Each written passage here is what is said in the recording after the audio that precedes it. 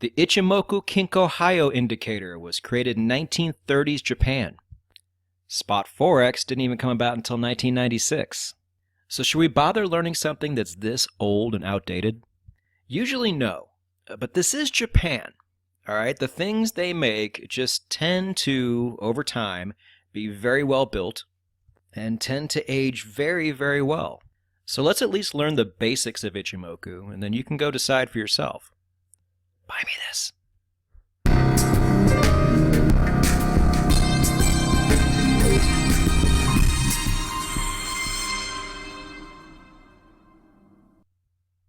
After hundreds of requests, and I mean it literally hundreds, we are finally here, traders. It is time to learn Ichimoku, but in this video we are learning the basics. I'm going to talk about actual strategy pieces in next week's video. I think it's important we break this up into two, because those of you who've been with me since the beginning, or those of you who've been with me for a long time, understand that a lot of people are finding this channel for the first time, and they just want to learn how to trade this thing. So that's what this video is going to be about. So in this video, we're going to explain the pieces that make up the whole of Ichimoku. And then once we've done that, I'm going to go over the basic instructions on how to actually use it and go about trading it. Now, there's two strategies in particular. There's several strategies overall, but there's two that I like that beginners can actually implement and use right now. And you're going to learn that in this video too. And I'm also just going to kind of go over why I think it's a good thing and a good tool for beginners to use. And I have recommended this to beginning traders quite a bit. But there's reasons why, and I think those reasons why are very important. But as always, before I make these trading videos, I often like to go see what other people's videos on the same subject look like. And as usual, they're pretty boring and tedious and not very helpful. So just understand, compared to most videos you will see on this topic, what you will not see here is other common strategies. There's a lot of different ways you can go with this. We're just going to go over two basic ways that you can use this thing, and without flooding you with all these other options. We'll talk about more options next week, but for now we're just going to go over two. Now, everybody out there who likes to trade Ichimoku has different ways and theories on how all these pieces are used and how they fit into one another. I get that, but again, it's way too much to go over, especially for people who are just trying to learn this for the first time. Remember that. So I'm also going to keep my overall opinion on these pieces kind of out of the way. Like I said, we're going to discuss all of this next week as we really start drilling down into this thing. But for now, we're just learning how. And I think it's going to be a lot more helpful than most videos are. Sometimes doing the research part of this is pretty painful because I have to sit through these videos. They're way too long. A lot of these are over an hour long to learn something that doesn't need an hour's worth of your time. But they go over dumb stuff. They go over parts that don't mean anything in the end, such as like the history behind it, what all the Japanese translations mean for the lines and how all these lines are calculated. Who cares? It means nothing in the end. Most people coming here to watch a video to learn how to trade Ichimoku are doing it because they want to have success in Forex and make money. And at No Nonsense Forex, because it's no nonsense Forex, these are the things we focus on. So I think you're going to like what you see, and as always, we're going to break it down into smaller pieces to make this whole thing so much easier to digest and understand, so you can just hit the ground running once this video is over and start trading it right now if you wanted to. So let's begin. Now, there are 5 main pieces, I would say, to this overall system, and we're going to go over them now and kind of group them into their own little categories. So the first category is the moving average crossover part. This is where entries are made. All right. I don't know if they're really considered moving averages or not. They don't move smoothly like moving averages tend to do. They're a little jerkier. But just think of this as a moving average crossover, because when they cross, that is the system telling you to enter. Now you have the Tenkan-san, which is the one that moves faster, and you have the Kijin-sen, which is the one that moves slower. Once we get to the chart, you're going to see exactly how these play. But just know, every time I say Tenkan, I mean the fast-moving average. Every time I say the Kijin, I mean the slower of the two. All right, then you move on down to the cloud. The Senku span A and B are the two lines that make the cloud. The lines on their own are not very significant. It's really the cloud that you want to pay attention to when using this system. And what the cloud does is it is there to say whether we are allowed or not allowed to trade in the first place. That is the main purpose of the cloud being there. And if you just think of it in those terms, this whole process becomes a lot easier. People really try to overcomplicate this, and it's just a cloud on a screen, and if price sits above it, you're looking for longs, and if price sits below it, you're looking for shorts. That's really all you have to worry about. And then there's this other piece that some people use and some people don't even bother with. And whether or not you use it is really up to you. It's called the Chiku span, I guess. I don't even know if I'm saying it right. But it's kind of the wild card. People either really nerd out and try to find all these different ways they can utilize it, or they just say, you know what, that line is pretty useless in the grand scheme of things. I'm just not going to use it at all because I'm better off that way. So that decision is ultimately up to you, but we are going to talk about it and show how it does factor in if you choose to use it yourself. So just to make things super easy, we're actually going to start with the cloud, just so you can see what that looks like and what its main purpose is.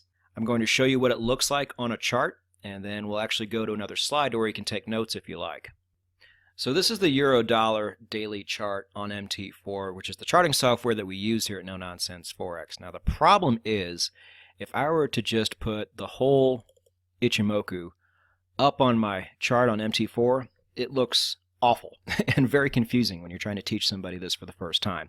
So we're just going to break this up into pieces, and by doing that it should be a lot easier to follow along. So let's just keep the cloud on. And as you can see, price is inside the cloud. So if you were getting a signal to go long or short, you still would not take it more often than not, because when it's inside the cloud, that means there's some indecision going on here, and you should probably wait until things are a bit more definitive. This is one of the really good things Ichimoku does. It prevents you from taking trades that are not high probability trades to take. And as a beginner, that is so crucial, because when we first start trading, we want to take everything. But as a beginner, we have no money management, no disciplinary skills, so taking every trade is a really, really bad idea. So what this does, at least, is attempts to keep you in trades that are only going with the overall trend. And the Kumo Cloud, as you see here, is one of the biggest tools that helps you do that. That is its main reason for existing. There are other ways to use the cloud to trade. We'll go over that in next week's video. But for now, just understand its purpose here. You're going to notice it does change colors from positive to negative. That is some other stuff that I don't think works very well, but we will again talk about that later. Just use this as a beacon and say if price is below it, I'm taking shorts. If price is above it, I'm only taking longs. Those are the rules. That's that. So if we move to the dollar-yen daily chart, it's way below the cloud. And so at this point, we are looking for shorts, and we will only be looking for short trades until further notice. All right? The overall trend is absolutely downward. We don't want to fight that. We just want to go with it because it is in our best advantage to do that. And if we get the opportunity to go long down here, we ignore it because it's just not in our best interest to do so. And that's where this cloud comes into play here. So for your notes, these are the overall basic rules of the Kumo cloud in Ichimoku. If price is sitting above the cloud, only long trades are allowed. And we're going to talk about how to find those trades soon. But just know you're only allowed to take longs if price is sitting above the cloud. And conversely, if price is below the cloud, you may only take shorts and do nothing else. For some reason, price is sitting in the middle of the cloud, like you saw in that euro-dollar example. No trades are allowed. It's an indecision point. And we only want to trade when the trend is moving in one decisive direction. Now, because of these rules, this system can be a bit boring to trade because a lot of times because the rules are so harsh, you're not going to get a lot of trades sometimes. Sometimes you're going to get a lot, sometimes you're going to get almost none. So what you can do, if you're a little more experienced, is if price is actually inside of the cloud, you can take a long or a short trade if the rest of your system gives you one, but just take it at half risk. Risk half of what you would normally risk on a regular trade because the odds aren't totally against you here, but they're also not completely in your favor. So if you have a good entry system, you can go ahead and use it inside the cloud if you really want to, and you've had a little experience in the past with this, but do it at half risk. It's in your best interest, trust me. So those are your basic rules of the Kumo cloud. So now that we've covered this part here, let's cover this part up here, because this talks about where and how you actually make those entries.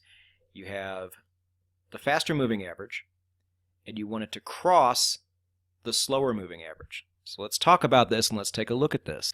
So we're back on the charts, and this time we're on the euro yen. I just wanted a cleaner example so this will be easy to see for you. But we got the cloud on. Now we're going to go ahead and add those two other pieces to see how they cross each other and how we determine where our entries are going to be. So we pull this back up, and this is the Chiku span. We still don't want that to show. But this here is the Tenkan-sen, and this is the Kijin. From this point on, every time I explain this in a video, the Tenkan is going to be red, the Kijin is going to be blue. Actually, let's make it a lighter color. Keep it blue, but make it aqua blue so it pops a little better. I know some of you guys are watching this on your phone, and these lighter colors just tend to show up a little better. So we do that, and then once we hit OK, here they are. So you're going to notice the red is definitely the faster of the two, and it crosses the slower at certain points. And that's this indicator telling you where your entries are. Now that doesn't mean you just blindly enter every one you see. The cloud has to come into play too. And on this chart, we are going to talk about an exception to the rule that we haven't really come across yet. So there's another good reason I put this chart up. So let's take a look. You see right here the red crossing up over the blue. So this is a long signal. Problem is, price is well below this cloud. This is not an entry. All right? In the basic discipline, we're going to follow the rules to the letter style of Ichimoku. Even though it eventually went up, took a while, but it did go up, this would not have been a trade. So you don't even worry about this. All right? Now, here's something interesting. Over here, the very next entry you saw was the red crossing down below the blue. But price was actually going long above both lines. Doesn't matter. If we were doing this to the letter in beginner's mode, we only worry about the fact that this crossed down, but price was over the cloud, so this would not have been a trade either. All right? Over here, price was inside the cloud, and this didn't cross until this candle was finished. So if you would have taken this trade, and you're being a little more laxed on the rules, and you said taking trades inside the cloud is okay, you would have entered right here. Let's see how many pips that would have maxed out as. About 100 pips. So depending on where your take profit was, that could have been a win. It may not have been. But then a true signal occurred. And that was the very next one. You see the red cross down below the blue, which indicates a short, and price just happened to be below the cloud. So that is an absolute entry. I think you'd have entered right about here. And needless to say, that would have been a very nice trade. So discipline is your friend here. It kind of knocked you out of a winner. Here was a bit confusing. This was a small win. That's fine. You're worried about these really nice big wins. This is what you want to put in your pocket, because as a beginning trader, you're going to be taking quite a few losses where you probably won't be taking as many later on down the road. So you really want to jump on the chance to get trades like this, because even though all these pips might not go in your pocket, they're going to be able to absorb a lot of losses down the road. And if you are using smart discipline, you are going to do everything in your power to pass up on trades that have a higher probability of losing and participate in trades that have a much higher probability of winning. And this Ichimoku Kinko Hayo system of indicators is designed to put you in those winning situations and keep you out of those other situations where the probability of losing is greater. Now, part of having discipline is being able to look back, and even at these trades that would have made you money, probably, understanding that, you know what, in the end, these were not the most optimal trades to take, Ichimoku has my best interest in mind, and if I just wait it out, I can get into the really good trades when the opportunity presents itself. Now, it might be kind of boring, but at No Nonsense Forex, we advocate you trade all 28 combinations of the 8 major currencies. So because of that, there is a much greater chance that on any given day, you will have the opportunity to enter a trade. And if you're using the daily chart, which we also recommend you do because there are so many benefits to that. I'm going to put the reasons why. I did a podcast on each of those reasons. I'm going to put them down in the description if you want to look at those later. But if you use the daily chart and you trade 28 pairs, even if you don't get a trade entry, it's probably just going to be a matter of 1 or 2 days down the road until you actually get one. And that's good too, because this also promotes discipline and it prevents you from over trading. Smart, profitable traders do not force trades that aren't there. They wait until the right opportunity presents itself, and then they strike. And that's how it's done. So for your notes, here is what you do. When the Tenkan crosses upward over the Kijun and price is over the cloud, you now have the green light to go long. On the other side of things, when the Tenkan crosses the Kijun downward, when it crosses over and below the Kijun, and prices below the cloud, this is where you go short. And these are the main rules of entry for basic Ichimoku trading. Now, before we even talk about that fifth part, that wild card line that some people use and some people don't, I want to highlight one other piece of this that I think is going to serve beginners very well. And that is the fact that money management, in a way, is already built into this thing. All right? So traders, for losses, always have a stop loss at play.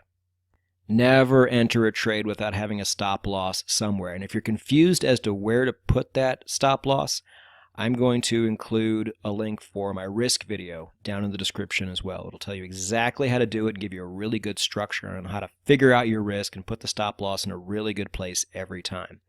So for losing trades, make sure you have that there. But for winning trades, like your trade's winning, now what do? You know, how long do I let this thing go? How would I even know how long to let it ride?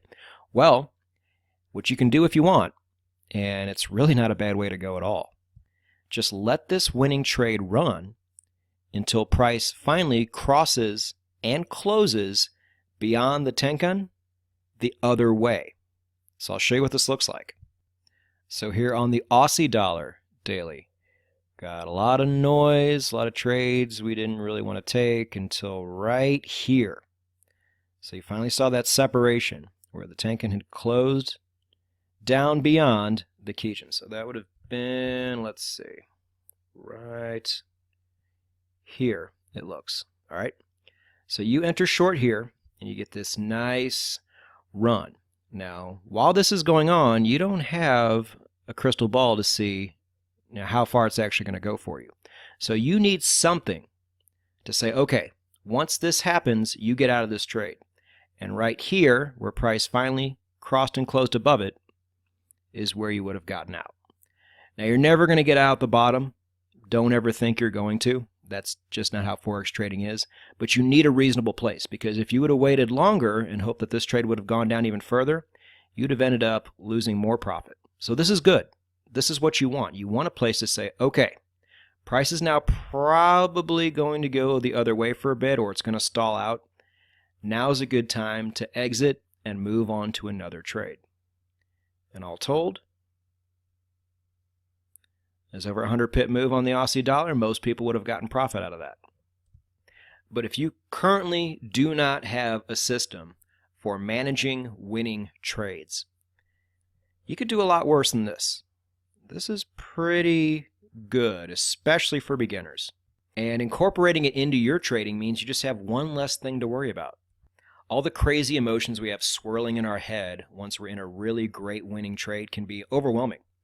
And sometimes we just need someone or something to tell us, okay, let me know when this trade's over so I can close it out. And that is what Ichimoku can do if you know how to do it right and if you allow it to do its job. So moving on, let's talk about that wild Chico span. This is that fifth piece of the Ichimoku puzzle that we have yet to talk about. So all it is, it's not any more complicated than this. 26 candles behind where price is right now. All you do is plot a point at the exact price that you have right now. And you just do that every single time there's a new candle. And then over time, a line will connect those points, and you have the Chiku span. Now, if that's confusing and you don't understand what it looks like, let's go take a look at it before we go too far into this slide. So I'm here back at the Euro Yen, but we're on the weekly chart. I had to find a situation where we are just about to get a trade, so we can check the Chiku span to see if it allows us to do that. So as you can see right here, I'll zoom in to make it easier. We are going to wait for this candle to form. And if after it forms, this red, the Tenkan, has crossed below the Kijin, we have a short trade because price is also below the cloud.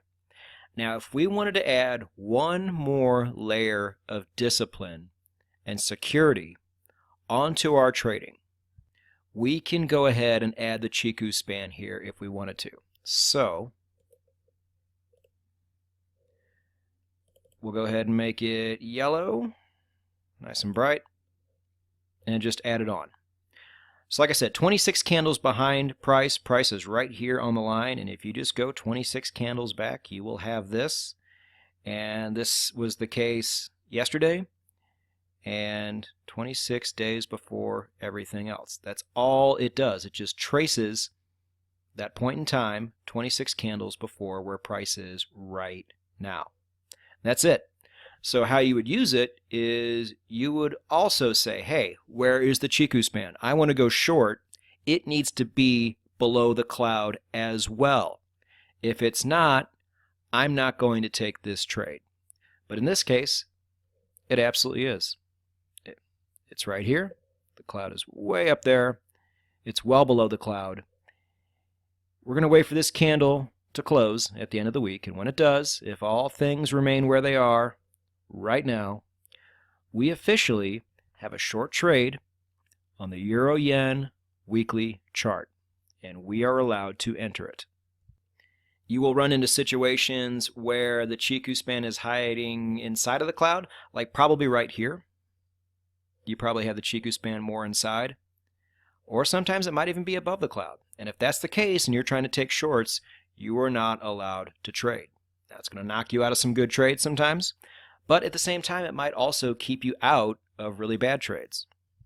Now, if you really want to nerd out, there's a lot of other ways to use this thing, but the basic way to use the Chiku span when trading basic Ichimoku strategy is this right here. We not only want to trade trends, we want to trade trends that have been trends for a while, and that's where this line comes into play. So for your notes, just know it's completely optional. A lot of people don't use it at all. Some people love it. Totally up to you. But if you're using it, it must be above the Kumo cloud if you are allowed to go long. And it must be below the cloud if you want to go short. If it is not, you pass on the trade. But it is yet another piece of the Ichimoku puzzle that is there to help prevent you from taking trades that are not completely optimal trades to take. All right, so now you know the pieces. Now you know their main intention, and you have a basic strategy set up. And this strategy really is great for beginners. It has everything. It shows you how to enter trades. It even has some built-in money management and a lot of discipline already built in to one overall system. And really the big piece there for me is the discipline piece. People don't even know. You could have the best system ever created. If you don't have discipline in your trading, it doesn't matter how good that system is. And beginners almost never have it. And this thing forces you to only take certain trades. And I think that is the best part about it overall. It eliminates that temptation to use other tools as well. Ichimoku traders typically just trade Ichimoku. And one of the benefits of that is it eliminates all the noise of all the other possible tools out there you can use. And in doing so, it just gets you used to trading. It gets you used to looking for entries. It gets you used to passing on trades that are not in your best interest. And by doing this and having this already figured out for you, you can more focus on how to enter a trade on your platform, how to manage a trade, all those little things that you don't want to be fumbling with down the road. Now, is trading basic Ichimoku strategy going to get you to the promised land someday? No. I would be shocked if there's anybody out there trading at a pro level that is trading this way. However, most beginning Forex traders are complete toast before they even start because they're so all over the place. They never learn how to stay in the pocket and just trade something that makes sense and that already has money management and discipline tools built into it. This is a great way to start trading. And if you do this right and you don't deviate from it, you should see results. But one thing I want to make sure you do when you are starting this out, set the rules you want to follow. Are you going to use the Chiku span? Are you going to trade when price is in the cloud? How are you going to approach this? You set these rules early on and you stick with them. Don't all of a sudden loosen up on your standards because you're bored and you want to take a trade just for the hell of it. There's no way to know how good your trading can be in this system if you start doing things like that. So have rules, stick with them, and track your progress. Do this for a while. See how it turns out.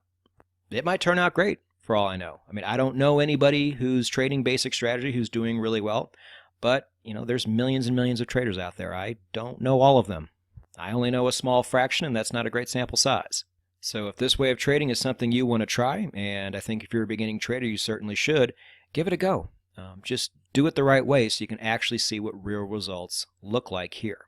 All right, so in conclusion, I do like this for brand new traders, but there are so many other approaches to this style of trading. I know there's people watching this video right now that are screaming because there's so many other things that I'm leaving out. I'm going to get to those in the next video, and I'm still not going to be able to touch them all because there's a lot of different avenues you can take here. But when you're starting out, keeping it simple and basic is absolutely the way to go. And then afterwards, if you still like the Ichimoku style of trading, you can branch out into different methods. And just know there are many different methods, and a lot of those methods are a lot better than the overall basic strategy. But if you start jumping into those too soon, it's going to mess you up. So start trading basic strategy. And in the very next video it's June 5th, 2019. So if you're watching this in the future, chances are I have the second part of this Ichimoku series already finished that talks about some of the other approaches and the approach that I personally like myself. And I will put the link down below in the description and also on the end screen of this video so you can just go straight to it. But if that video interests you and you liked the way I explain this, you should subscribe and hit the bell. I mean, this is a really great channel to follow. You will notice that I break things down very differently than most other channels do, and thousands of traders all over the world really like this approach. This channel went from 55 subscribers to over 85,000 subscribers in less than a year. That is no accident. I cover just about every topic there is to cover, and I will also put the beginner's video down below to where even if you're a beginning Forex trader or not, that video will show you how to best navigate this entire channel, because as I'm making this right now, there are almost over 100 videos already on it. So order is pretty important, and that's what that video does. But either way, traders, I hope this was helpful, and if you're already beyond this point, that it was at least enjoyable. And the really hardcore stuff is coming next week, so stick around for that. And in the meantime, go get it.